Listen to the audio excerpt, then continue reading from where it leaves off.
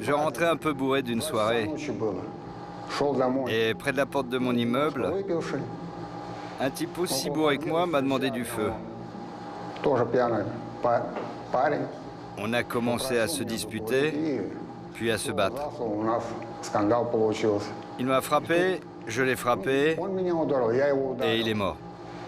J'étais coincé. Je l'ai traîné jusque dans ma salle de bain, je l'ai déshabillé et j'ai commencé à le découper.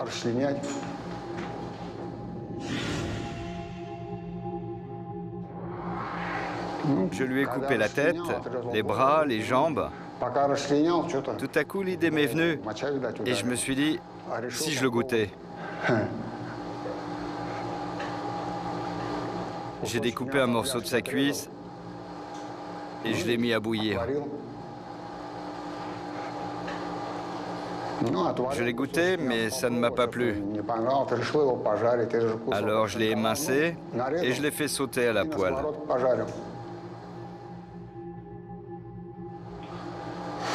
J'ai donné des morceaux de viande à un ami. Sa femme en a fait des boulettes. Elle en a mangé aussi et en a servi à ses enfants.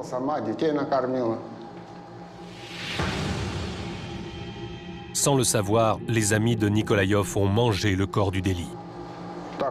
J'aurais dit que c'était du kangourou. Il n'y a pas de kangourou ici, alors ils n'ont pas fait la différence.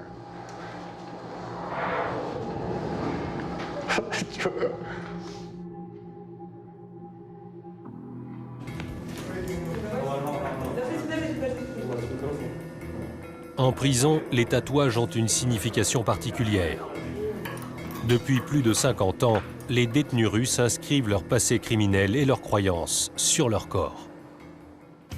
Le pirate avec un poignard, là, c'est le symbole de la perpétuité en prison. Là, sur cette épaule, c'est ma belle. Cela, c'était pour ma première incarcération. J'ai fait 3 ans. Ce sont des clochers, et chaque clocher représente une année derrière les barreaux. À la prison du Dauphin Noir, il est strictement interdit de se faire tatouer. En position. À vos ordres. Debout. À vos ordres.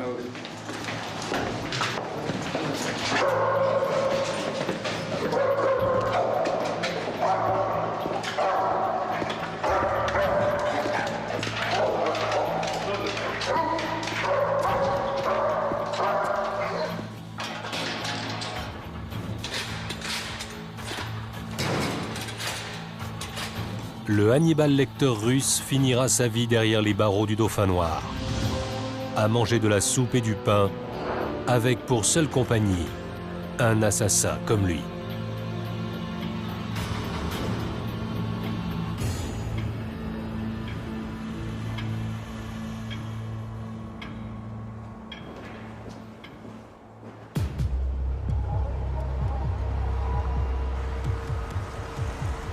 À plus de 1000 km de là, aux environs de Moscou, se trouve une des prisons les plus anciennes et les plus redoutées de Russie, la prison de Vladimir.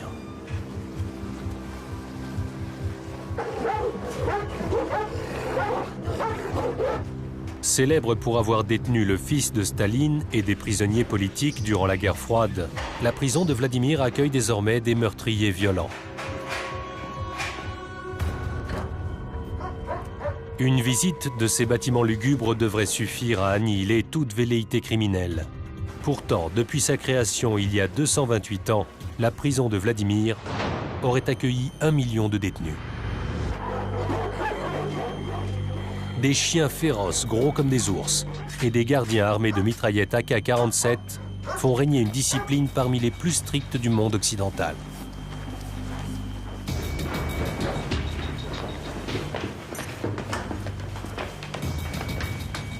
Pour la première fois, une équipe de télévision internationale a eu l'autorisation de filmer à l'intérieur de la prison. В американской же тюрьме Dans une prison américaine, tout est plus ouvert. Mais je ne crois pas que ce soit une bonne solution. Les détenus se croisent, ils mangent ensemble. Ils entrent et sortent seuls de leur cellule. Pour moi, l'avantage des prisons russes, c'est l'isolement des détenus. Ça les empêche de s'entraîner les uns les autres.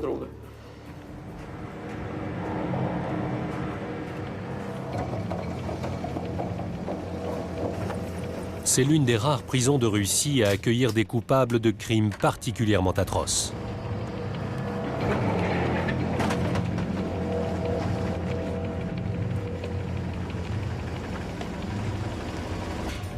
Avant d'être mêlés aux autres prisonniers, les nouveaux arrivants sont soumis à une fouille approfondie.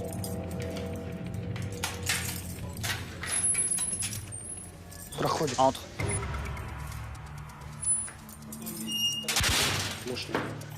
Chaque vêtement est palpé avec soin. On vérifie surtout les coutures, c'est là qu'on retrouve le plus de choses. Des cartes SIM, des téléphones. Enfin, les téléphones, c'est pas dans les vêtements qu'ils sont cachés. C'est plutôt dans, comment dire, les orifices.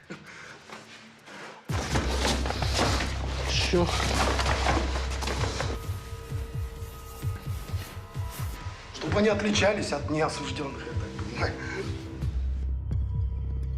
Le surveillant repère des objets interdits. Ce fil métallique n'est pas autorisé, parce que vu que ce ne sont pas des électriciens, ils risquent de se faire électrocuter en essayant de le brancher, ce qui aurait un résultat regrettable.